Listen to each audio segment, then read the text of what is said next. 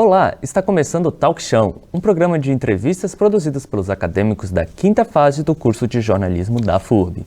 Nosso programa nasceu da necessidade de ouvir boas histórias e dar destaque aos seus protagonistas, as pessoas que fazem a diferença nas mais diversas áreas do conhecimento, que constroem um país melhor, mesmo nos pequenos atos. O Talk Show tem a supervisão do professor Sandro Galarza e Alessandra Meinecke, a produção dos alunos da disciplina de Laboratório de Entrevista no Jornalismo e Telejornalismo 2. A realização é da FURB TV. No programa de hoje, recebemos o Arnaldo Zimmermann, jornalista e professor. Muito obrigado pela sua presença e é um prazer recebê-lo no nosso programa. Você começou a trabalhar com 16 anos. Como foi esse início de trabalho e por que você decidiu trabalhar com jornalismo? Na verdade, eu comecei primeiro com dois fatores. Um, eu gostava muito de fazer redação na escola, né? Gostava muito de escrever nas disciplinas de língua portuguesa ainda no colégio. Mas eu comecei com 16 anos no rádio, acabou sendo um erro, porque eu não queria ser locutor de rádio. Eu queria ser sonoplasta, eu gostava muito de música e operar, músicas de festinhas e tudo, e fui pedir emprego de sonoplasta. Acabaram mandando eu fazer um teste de locutor, passei no teste de locutor, duas semanas depois, com muito medo, com muita tensão, eu já estava no ar comunicando. E quando você decidiu trabalhar como professor, as minhas pesquisas deram que você começou a trabalhar em 2001. E como é que foi esse começo? E você sempre quis trabalhar com a área de educação ou na área de jornalismo e publicidade e propaganda? Como é que foi? Eu sempre gostei da universidade, assim, eu como aluno, no meu primeiro curso de graduação, que foi letras eu fiz na FURB, jornalismo eu fiz em outra universidade.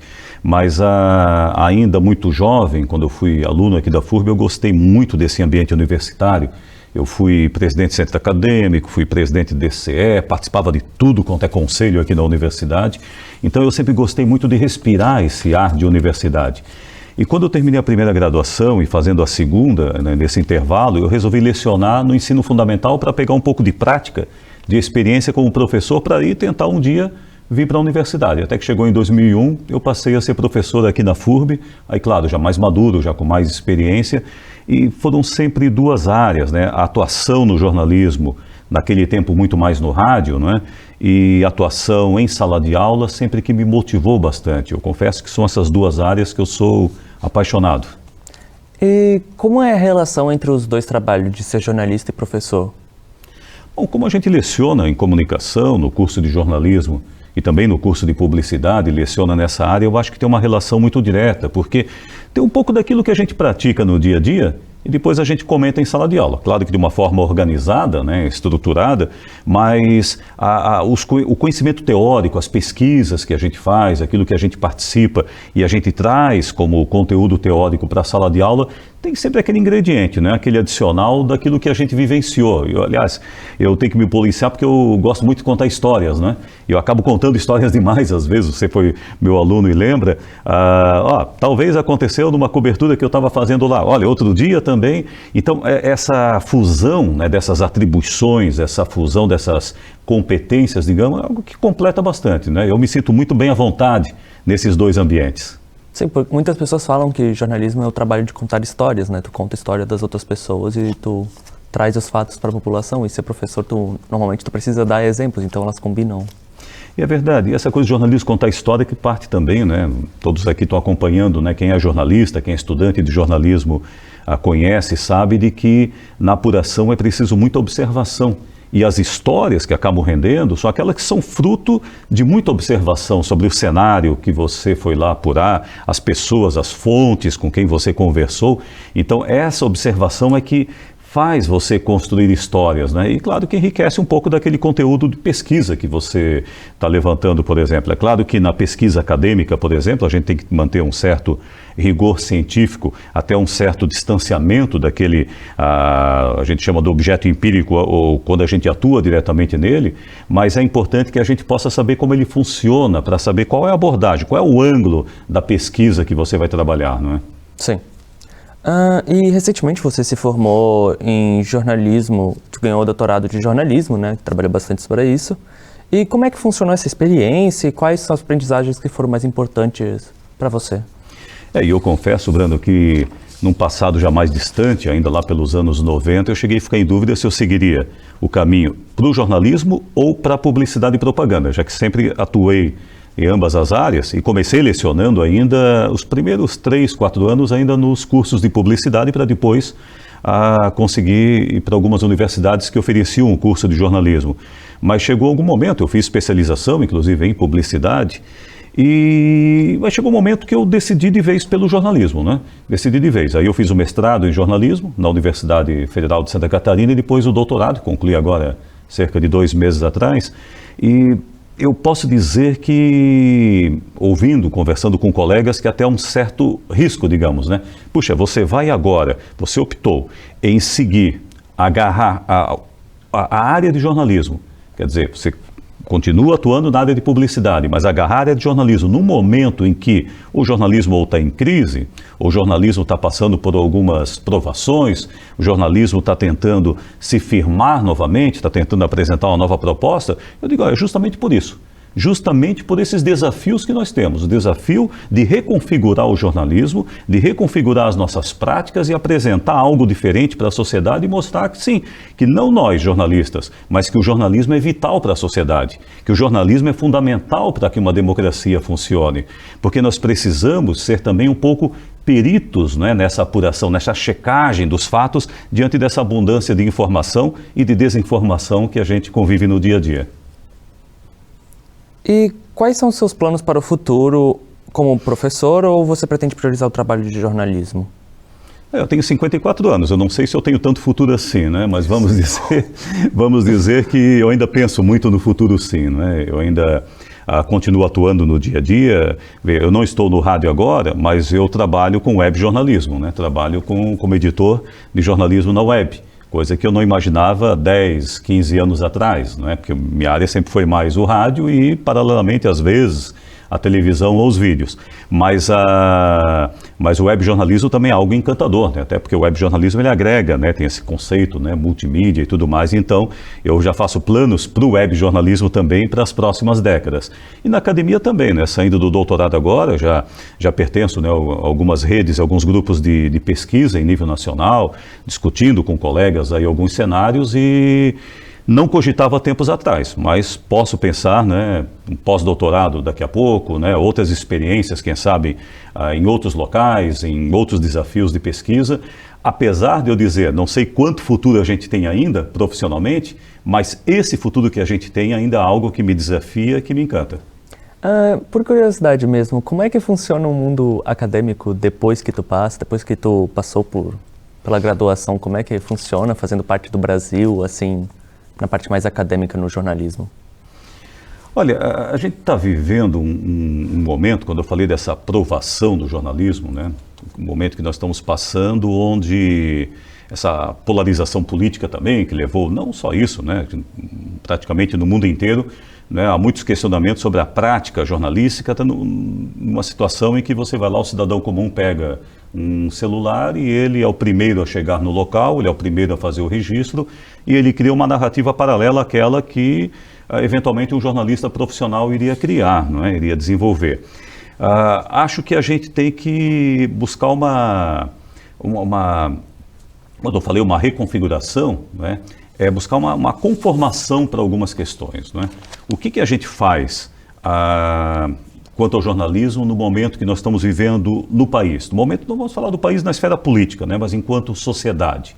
Qual é a nossa função aí?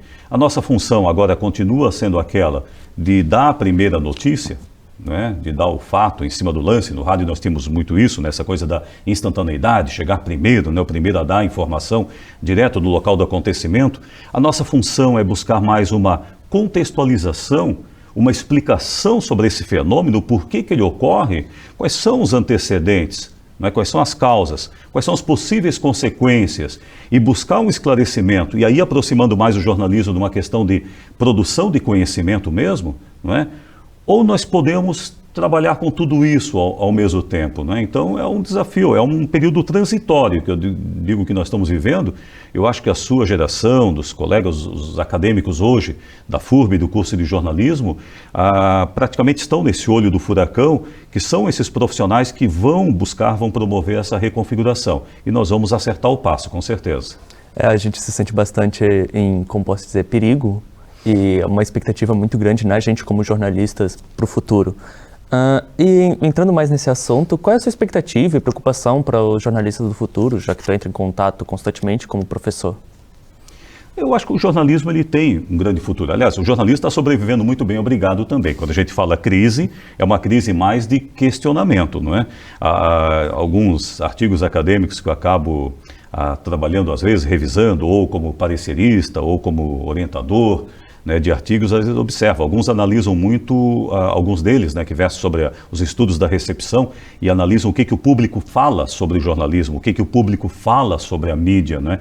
Então, há, é claro, uma sensação de que há um berreiro maior, de que há uma crítica maior ao jornalismo, também porque nós temos muito mais canais extravasores, né? Não temos muito mais canais de comunicação entre o público e o jornalista, que antes a gente não tinha. Antes você produzia para um jornal, a rádio até que tinha razoavelmente, né, via telefone, mas a TV tinha menos.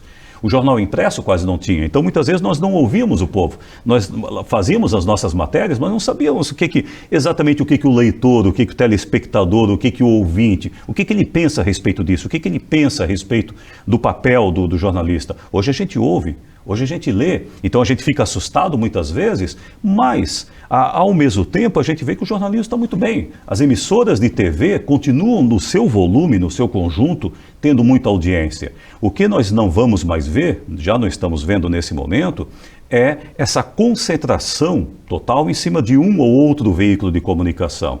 Então, o processo ainda não é horizontal como a gente gostaria, tanto interno como externo, né? Ainda não chegamos aí ao ponto que Bertold Brecht, né, tentava lançar na sua antivisão lá nos anos 30. Mas com certeza nós temos um volume muito maior de pessoas acompanhando esses veículos de comunicação, os veículos convencionais, não é? E as novas mídias também. Estima-se aí, Brando, que mais ou menos 50% das pessoas não se informam sobre os assuntos do cotidiano via meios de comunicação convencionais, aqueles meios de comunicação de massa do século XX, né? Jornal, revista, rádio, TV. Esses outros 50% se informam de outra maneira, via web jornalismo, via outros portais, via redes sociais, via influenciadores, mas ali também tem informação. Ali também tem espaço para o jornalista. Então, por que o influenciador pop é ele que tenta ressignificar um determinado conteúdo que é importante no dia a dia, que está na agenda das pessoas no dia a dia? Por que não um jornalista tentando trabalhar essa informação? Quer dizer, eu enxergo com mais otimismo que há muito espaço para o jornalista, há muito espaço para o jornalismo em locais onde não tem jornalista hoje e onde o jornalismo não está funcionando como deveria. E a minha pergunta sobre o futuro também é: qual é a sua expectativa para trabalhar com a nova tecnologia da inteligência artificial para o jornalista? As tecnologias, elas vêm e elas permanecem, mas elas vão se reconfigurando, né? A partir do momento que surgiu aí o ChatGPT, diminuiu o volume de comentários sobre outras tecnologias que até então é o que estava bombando, né? O metaverso, já não se falou mais tanto sobre metaverso depois que apareceu o ChatGPT. Né? Daqui a pouco vem outra tecnologia e assim a gente vai se reconfigurando. Existem outras tecnologias que pareciam que vinham para ficar e foram reconfiguradas, né? Ou ficaram esquecidas. A inteligência artificial, ela é muito importante e eu vejo nesse momento como um instrumento de pesquisa, com certeza. Não é? Muito bem utilizada, muito bem adequada, muito bem aproveitada, é um instrumento fenomenal. Como foi o Google lá, 2 décadas atrás, a gente fica imaginando hoje a gente sem ter um buscador, né, na internet. Sem ter um Google, sem ter lá os antigos Yahoo e outros mais, né? Como é que a gente faria hoje? Você correria, né, para uma fonte física, né, de arquivos para pesquisar, como a gente fazia antes nas bibliotecas, né, nos arquivos de jornais, de revistas? Então, a inteligência artificial vem para dar esse passo, talvez semelhante ao que foi o Google 2 décadas atrás, de potencializar mais e agilizar mais o nosso processo de pesquisa na busca de informação e a gente poder se concentrar nossas atividades, talvez, naquilo que mais interessa. E o papo está muito bom. A gente vai para um rápido intervalo e, na sequência, continuamos a conversa com Arnaldo Zimmermann. A gente já volta. Vamos ser sinceros? Não é só ter uma infraestrutura incomparável. É poder usar tudo isso para fazer a diferença e somar na vida das pessoas. Porque para formar a próxima geração de líderes, empreendedores e criativos, é preciso somar o estudo de casos reais com pesquisas que mudam o mundo. É saber que tem diferença entre ouvir falar e viver essa experiência. Escolha somar no seu futuro. Inscrições abertas em ingressar.furb.br. FURB, graduação não é tudo igual. Estamos de volta com o Talk Show. Hoje recebemos o Arnaldo Zimmermann, que é professor e jornalista. Em 2016, você se candidatou com o PSdoB, Partido Comunista do Brasil, para prefeito de Blumenau. Como você se definiria como jornalista e como o conhecimento ajudou a trabalhar com política? Nossa, eu já estou tanto tempo fora, né, desse partido e tudo mais. Aquilo foi uma passagem temporária, digamos assim, e eu não imaginei que tantas pessoas fossem questionar exatamente, né, a posição política e tudo mais. Eu sempre fui um democrata, né, a favor da democracia e alguns conflitos que tinha, porque ao mesmo tempo também eu sou cristão, né, não um cristão contumaz, frequentador assíduo, né, da igreja, mas tenho, né, a minha fé e tudo mais, e consigo conciliar muito bem as coisas.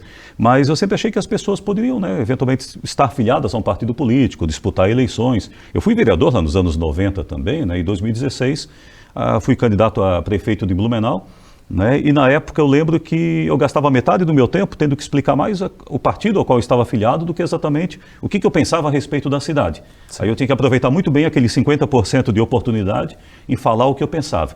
E o que eu pensava sobre a cidade tinha muito a ver com o que eu aprendi ao longo do tempo, principalmente no rádio. No jornalismo, mas principalmente no rádio, porque no rádio eu sempre ouvia muitas pessoas, né? As pessoas iam falar comigo, eu fazia visitas, ia em reuniões, participava de muita coisa, e a melhor forma de aprendizado, para a época, o que eu entendia, era aprender com as pessoas comuns, né? No dia a dia. Não importa o grau de escolaridade, não importa o nível de instrução, aprender com a sociedade, aprender tanto com o indivíduo como aquele que é organizado, né, num coletivo.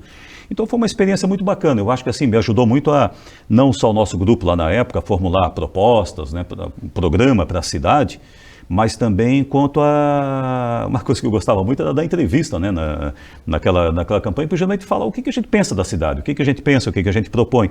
Eu acho que tudo aquilo foi muito fruto, sim, dessa experiência jornalística, assim, porque você acaba enxergando todo, né? A nossa tentativa sempre é não enxergar só a árvore, né, enxergar a floresta, e o que falta muitas vezes para outras profissões, outras atividades que são muito focadas, né, em algumas questões específicas. Eu acho que aprendi mais com Blumenau, aprendi mais com as pessoas, e aprendi um pouco mais com o próprio jornalismo. E quais foram os principais pontos que você estudou para entender mais sobre política? A política, ela brotou de uma maneira muito espontânea, né? Como eu tinha falado lá no início, eu sempre gostei muito, acho que essa participação política vem muito aqui na FURB mesmo. Como estudante ainda, lá jovem, 18, 19 anos, participando, né, de centro acadêmico, de DCE, reuniões com os alunos, essa organização. Na época a gente fazia assembleias aqui na FURB, assembleia de estudante com 2, 3 mil pessoas, para você ter uma ideia, 2, 3 mil estudantes.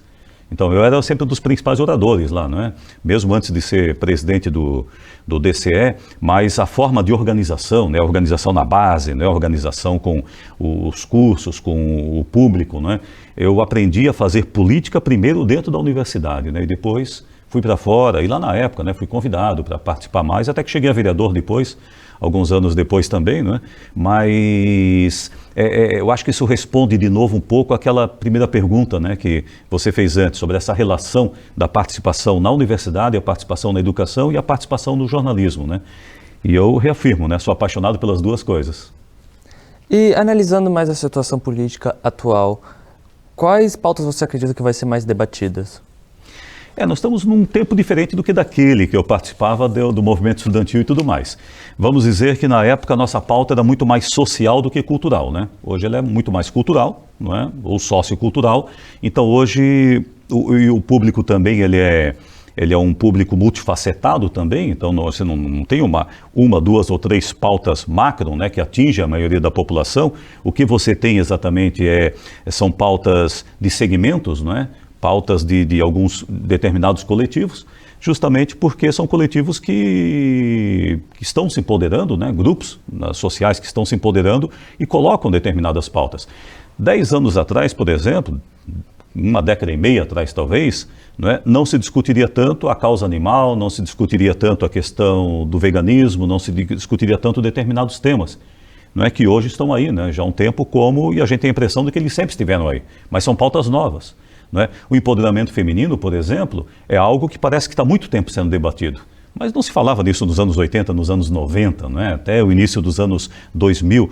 Então são pautas muito importantes e que talvez elas geram um engajamento maior das pessoas, engajamento maior de públicos.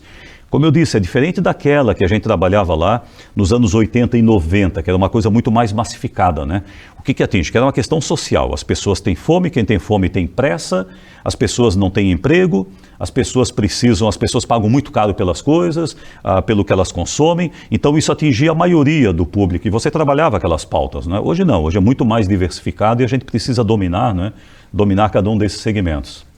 E como a falta de verbas para as obras já iniciadas em Blumenau, que faziam parte do antigo Plano 1000 do governo anterior, que o prefeito foi até cobrar do governo atual as verbas para continuar a obra?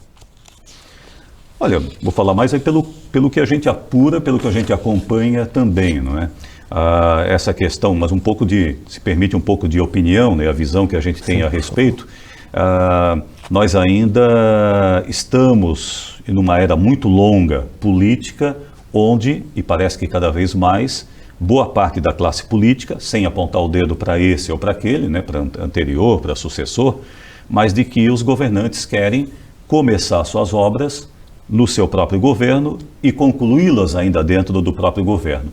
O governante seguinte não quer dar continuidade às obras anteriores, às realizações, aos programas anteriores. E cada um quer pegar não só obras, como um programa social, por exemplo, e chamar de seu. Dar o seu nomezinho, fazer um novo batizado, um novo registro, aí vem o outro governo e muda tudo de novo. E isso é muito ruim. Isso é péssimo, de um modo geral. É péssimo para uma questão de cidadania, porque a nossa luta como cidadão, e acho que a própria luta do jornalismo também, tem que ser uma luta que tudo isso virasse um direito do cidadão. E não um favor. Obra pública não tem que ser um favor que se dá do presidente para o governador, do governador para o prefeito e do prefeito para os seus cidadãos. Não é um favor, isso tem que ser um direito das pessoas. As pessoas convivem, as pessoas pagam impostos, elas têm que ter as obras, tem que ter a praça no seu bairro para o lazer dos seus filhos, dos seus amigos, tem que ter a rua pavimentada, tem que ter o direito ao abastecimento de água, tem que ter direito a um programa social, tem que ter direito à saúde pública.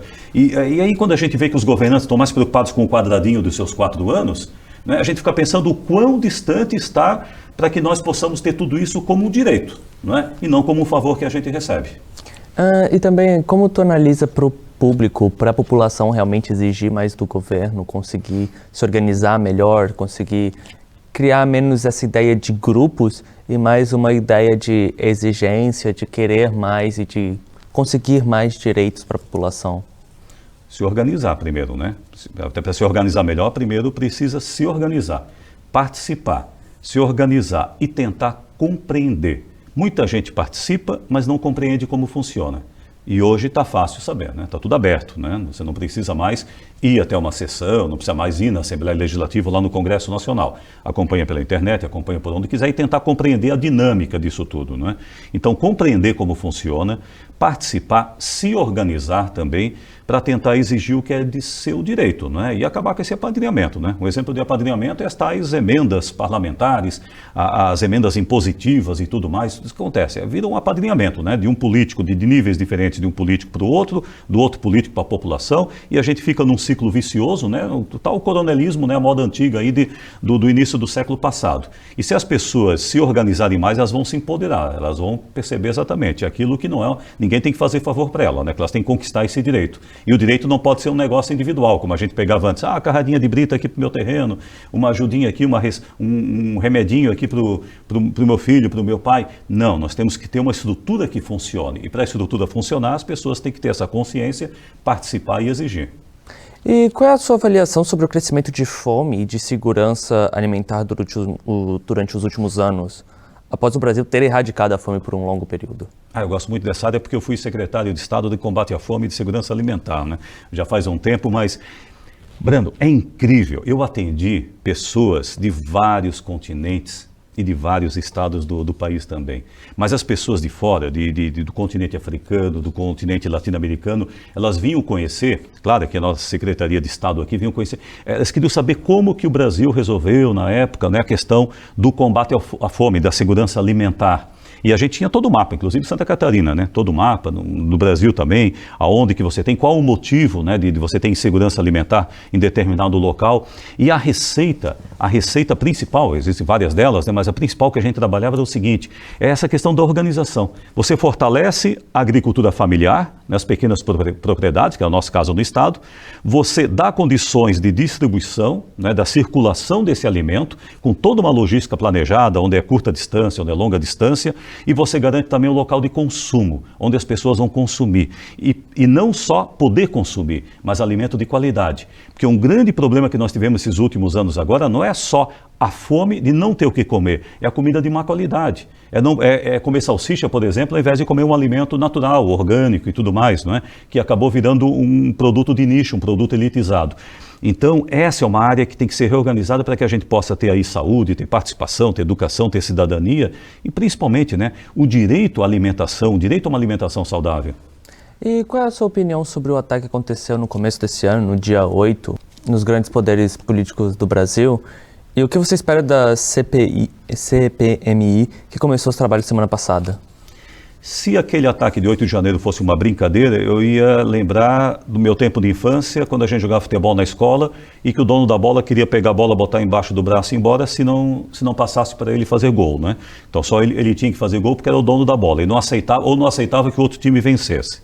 Se fosse uma brincadeira, mas não é brincadeira, é muito sério, né? É muito sério que as pessoas ficam brincando com algo seríssimo que é a democracia. E aceitar, né? A maioria dos votos que eu dei até hoje foi para pessoas que não se elegeram. Então vão dizer, eu perdi muitas eleições, eu mesmo como candidato também perdi, né? Perdi a prefeito quando disputei aqui. Você perde eleições, você vota e você segue em frente. Você segue em frente com aquilo e vai se organizar para uma próxima eleição, melhorar o programa, melhorar o discurso e tudo mais. Primeiro isso, né? Então o atentado à democracia não pode ocorrer. Agora, na questão do CPMI e tudo, eu não sei se nós vamos chegar, porque ali muitas CPIs, CPMIs, nesse caso que ela é mista, acabam virando verdadeiro circo, né? As pessoas querem aparecer. Nós temos uma leva aí de parlamentares e congressistas hoje que não estão preocupados com as proposições, com o trabalho, apresentar um projeto, apresentar uma emenda, apresentar uma prova material, né? Apresentar uma requisição. Ele está preocupado em causar, está preocupado em ir lá e fazer uma live, né? Botar o celular aqui, né? E um gesto simbólico, quando ele possa para a sua bolha, para o seu cercadinho, né, para os seus seguidores, agradar aquela turma ali e dane-se o resto do Brasil. Então essa é uma preocupação com algumas dessas comissões parlamentares. Muito obrigado pelas respostas, muito obrigado pela entrevista. E o nosso programa de hoje chega ao fim. Mas você pode assistir aos outros programas em nosso canal no YouTube, no endereço que aparece aqui embaixo da sua tela. Você também pode se inscrever em nosso canal, clicar no sininho e receber as notificações da FURB TV e de seus programas. Deixe um like para a gente e ficamos por aqui. Até a próxima!